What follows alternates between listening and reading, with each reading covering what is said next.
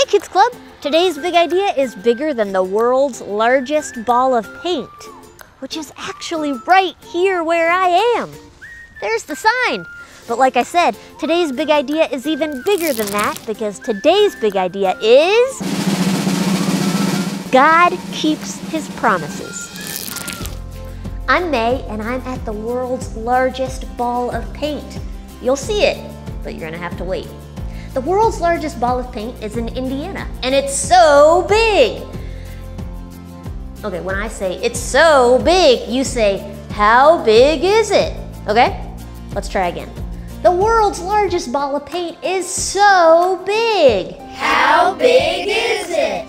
It's so big that it has its own house. It's so big that it weighs more than 8,000 pounds. That's more than a full-grown rhinoceros. That's more than 2 Fiona the Hippos. That's more than 4 full refrigerators. It's so big that the names of the people who have helped paint it fill more than 7 books.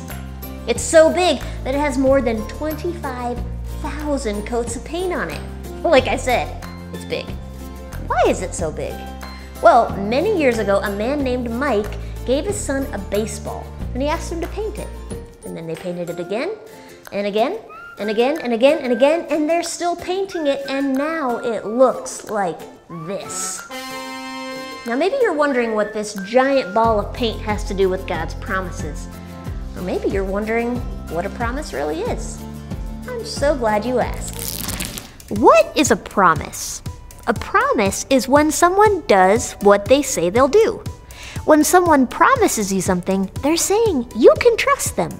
A promise can give someone hope for the future. Maybe you've made a promise before. Maybe you've even broken a promise before.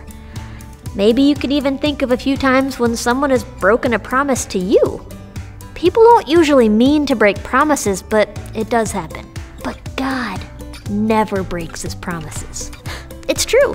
He will keep every promise he's ever made. In fact, it even says that in the Bible. In Psalm 145:13, it says, "The Lord will keep all his promises. He is faithful in everything he does." And that's the truth, I promise.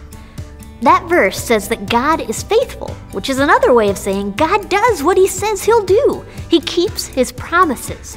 When he commits to something or makes a promise, he always follows through.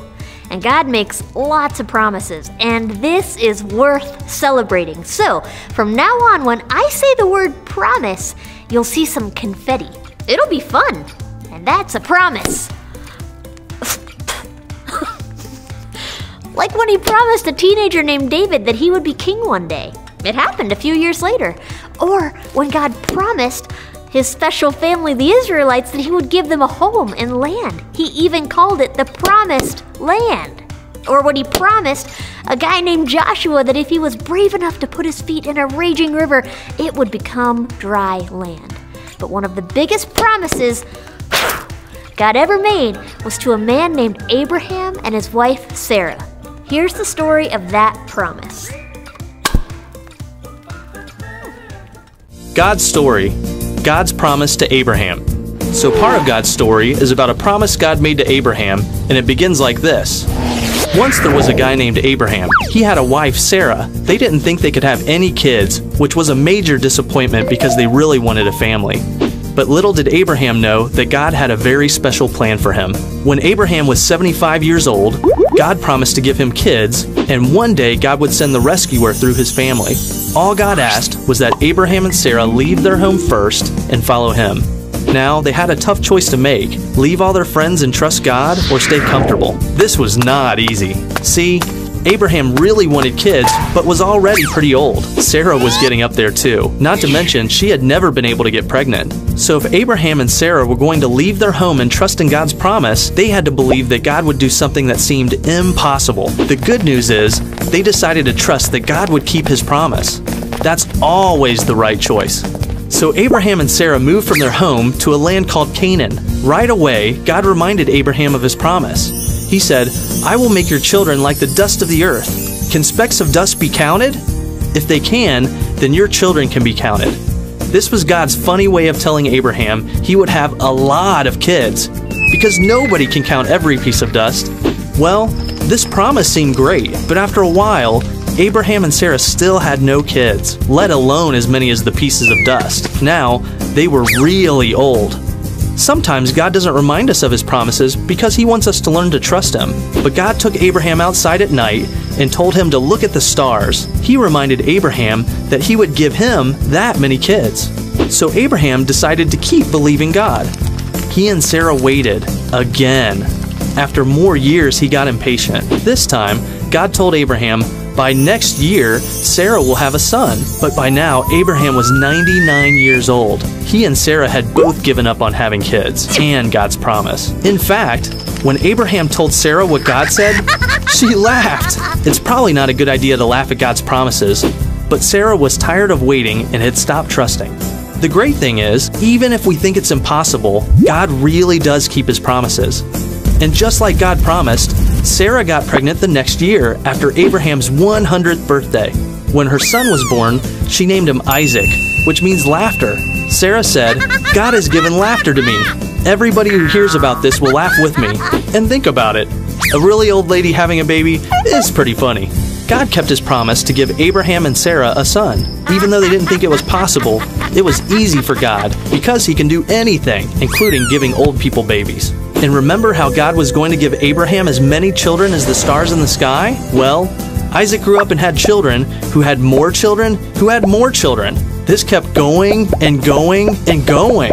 And guess who eventually was born in Abraham's line? The rescuer himself, God's son, Jesus. All because Abraham followed God and trusted God to keep His promise.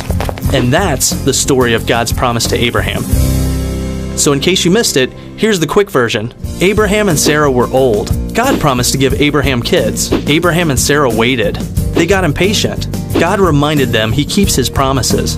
Abraham and Sarah waited more. They got impatient again. God told them Sarah would have a baby. Sarah laughed. She had a baby. Jesus was eventually born into their family. God always keeps His promises. And that's a part of God's story. God told Abraham and Sarah that they would have a baby and that their family would number more than all the stars in the sky. Have you looked up at the stars lately?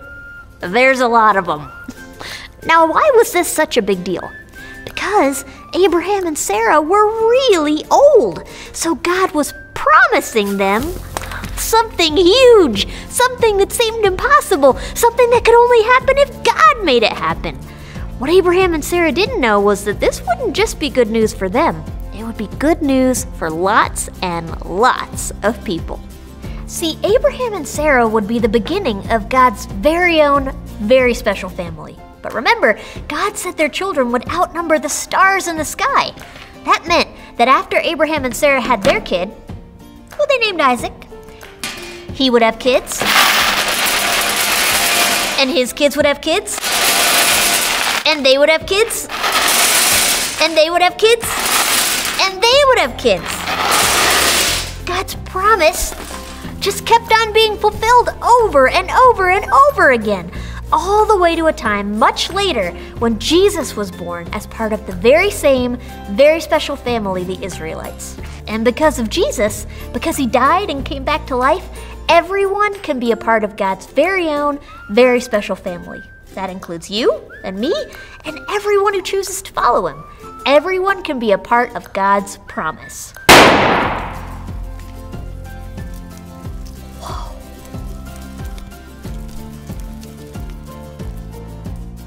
Here we are back at the world's largest ball of paint.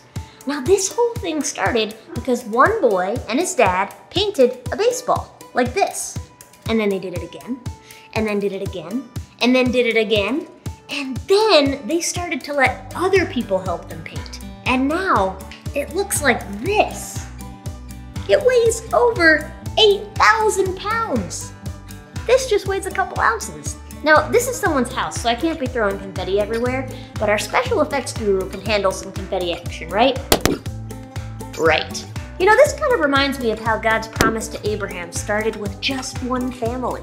And then God kept His promise over and over and over and over again until Abraham and Sarah had more family members than there are stars in the sky. God still makes promises today. Maybe you didn't know it, but He's made promises to you too. You can find them in the Bible. Here are just a few of the promises God still makes to us today. In Isaiah, God promises to always help us when He says, "I will make you strong and help you. I will hold you safe in my hands." In the book of John, Jesus promised to always be with us when He said, "I will not leave you. I will come to you." In Jeremiah, God promised that He hears us when He said, "Call out to me. I will answer you." So those are just a few of God's promises. Maybe they sound huge to you. Maybe they don't. But God keeping His promise over and over again is kind of like this giant ball of paint.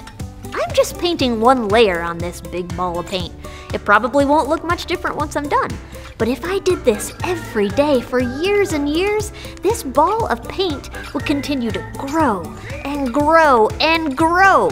We may not notice every single time God keeps His promises. But every time He hears us, it's like a coat of paint.